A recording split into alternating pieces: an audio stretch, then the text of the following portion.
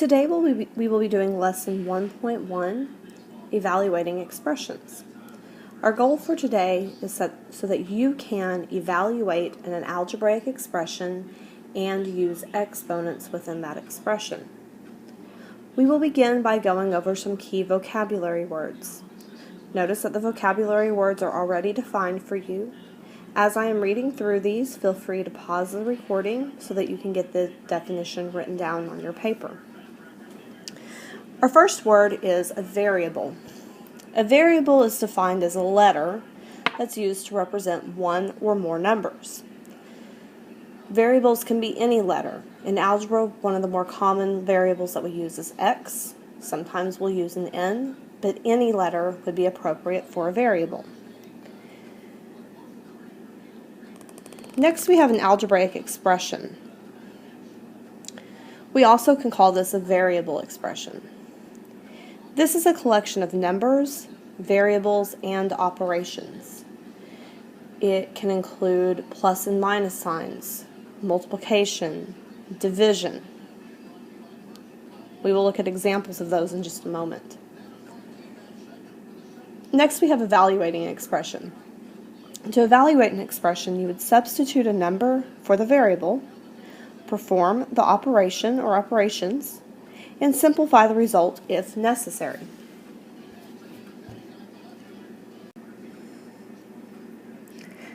Our next three words all work together: power, base, and exponent.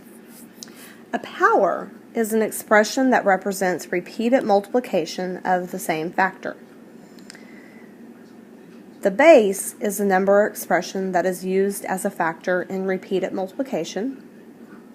And the exponent is a number or expression that represents the number of times the base is used as a factor. So let's look at just a simple example when we're doing this. Let's look at 4 raised to the third power. This right here, the whole thing, is the power. All of that is the power. The 4 is our base. It represents the number that will be multiplied repeatedly. And then our 3 is the exponent.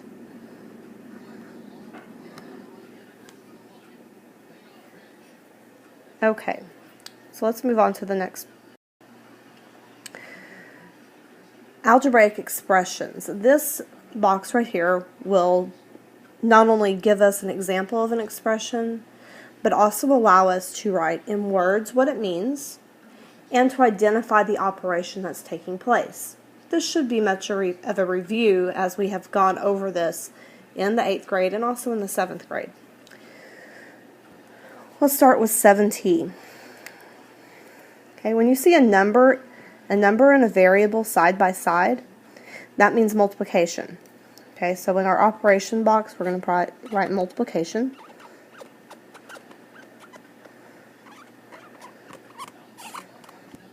And its meaning is 7 times t.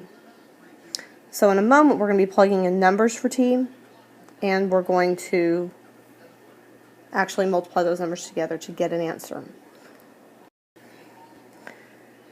Our next example, x over 20.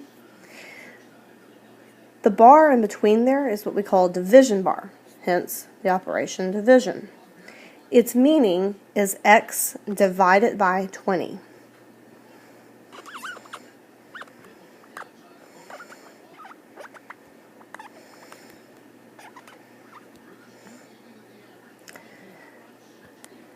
The next one is y minus 8.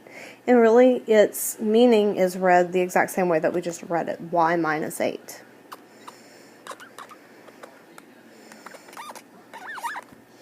And its operation is subtraction.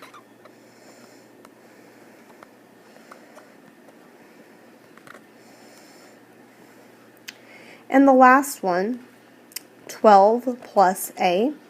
Again, read the same way that I just read it, 12 plus a, and its operation is addition.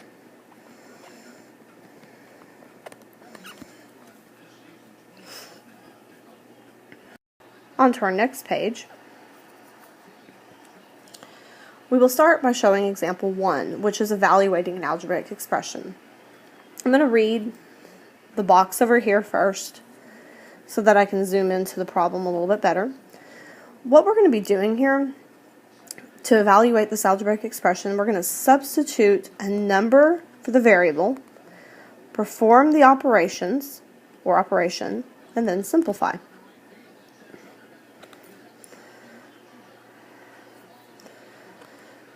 Okay, so in example 1, we're going to evaluate the expression when n is equal to 4. Our expression is 11 times n. We will be substituting this 4 right here in for the n. So substitute a 4 for n, and then we will multiply.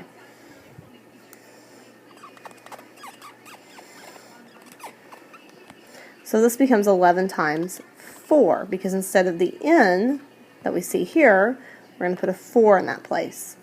And then 11 times 4 is 44. In B, we're doing 12 divided by n. 12 divided by n. Again, we're going to substitute. In this case, it's the same number. On certain occasions, you may have different numbers for different problems. But for all three of these, we're substituting the 4n for the n. And because this is a division bar, we will divide. So this becomes 12 divided by 4, which is 3. And in our last example, n minus 3, we're going to substitute our 4 for our n again. And that becomes 4 minus 3, and in this case we'll be subtracting. 4 minus 3 is 1.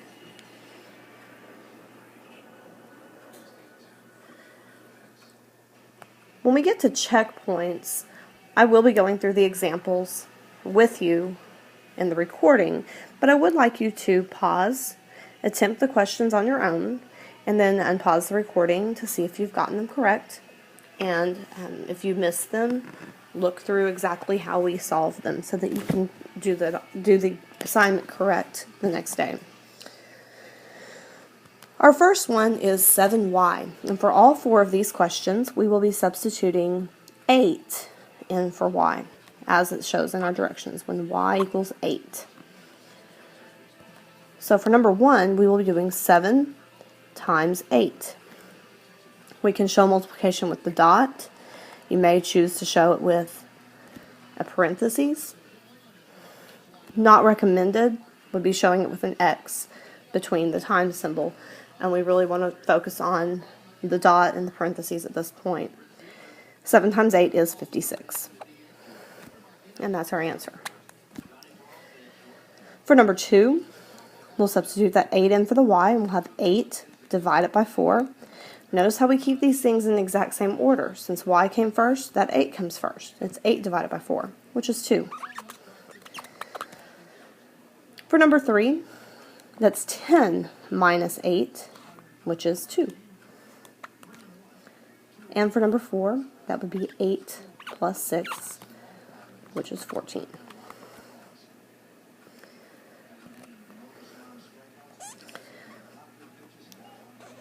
In example 2, we are going to be writing these powers as words. And you'll have most of your problems on your assignment will actually come from the examples and be very similar to these. The first thing we're going to do, before we get to the last column here, the product column, we're going to do all of these and write all of these as words. Basically, we're just talking about how we read them. This one is read 12 to the first power. So 12 to the first power. B is read 2 to the third power. 3, we say third. And C, 1/4 to the second power would be one way to read it. But more commonly, we would say 1/4 squared. And finally in D, D is a little bit different from A, B, and C in the fact that instead of using a number for the base, they're using a variable a, and so we would read this a to the 4th power. When we look at the products here, we're going to write them out not as a final answer, but as a product. 12 to the 1st power is just 1/12. The exponent 1 tells us we're going to write it one time, and 12 is our base. Common mistakes that people would make would say possibly be putting 1 12 different times. That's not what it wants. The 12 is our base here. For b, 2 is our base, and 3 is our exponent, so we're going to write it 2 times 2 times 2. We have 3 2's. The exponent 3 tells us how many 2's to write. C is going to be 1/4 times 1/4, because it's 1/4 squared, so there are 2 1/4s. D is A times A times A times A. There are 4 A's.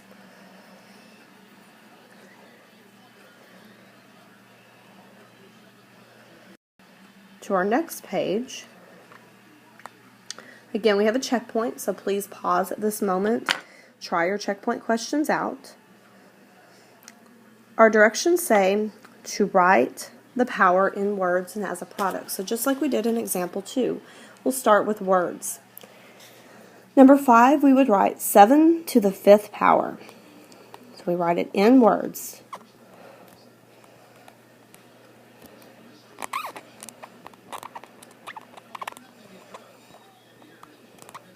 And to write it as a product, it would be 7 times 7 times 7 times 7 times 7.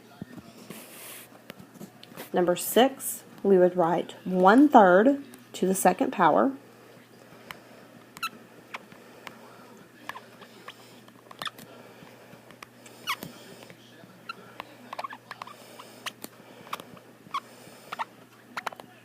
Although more appropriate would be 1/3 squared.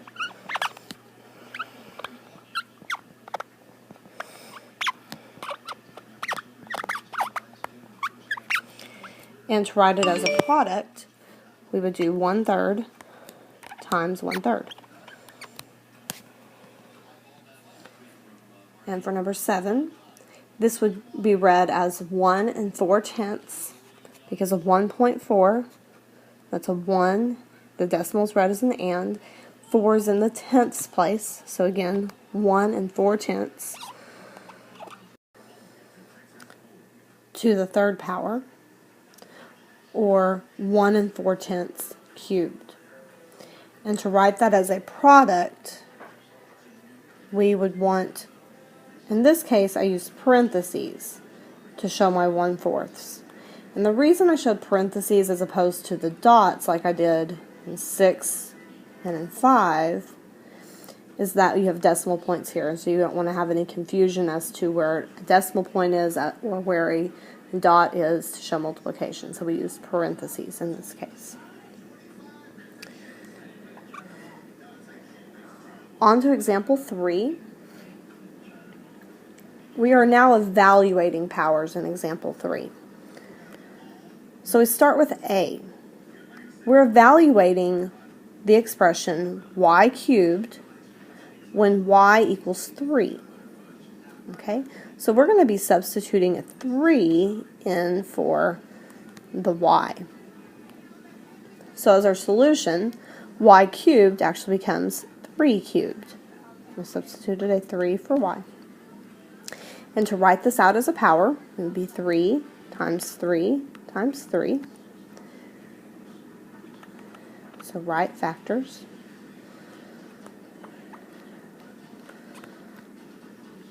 3 times 3 times 3 is 27. And that's where we multiply.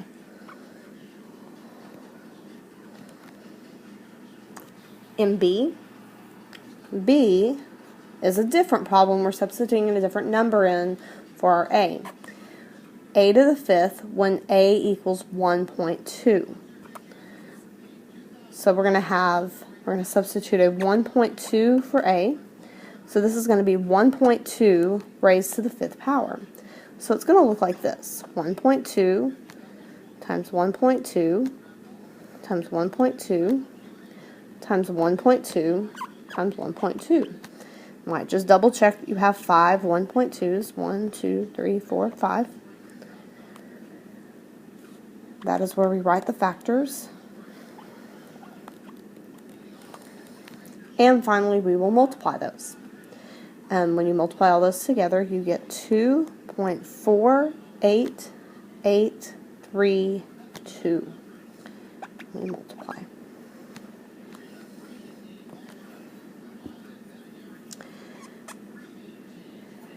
And on to our last checkpoint of the section. Again, pause at this moment, try these out on your own, and then check them with what I get.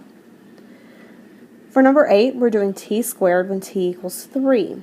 So we're going to be doing 3 squared. We substituted 3 in for the t. That is 3 times 3, which will give us 9. For number 9, m to the 5th when m equals 1/2. We would write this as 1/2 to the 5th power, which would be 1/2 times 1/2 times 1/2 times 1/2 times 1/2, which in the end will give you 1/32.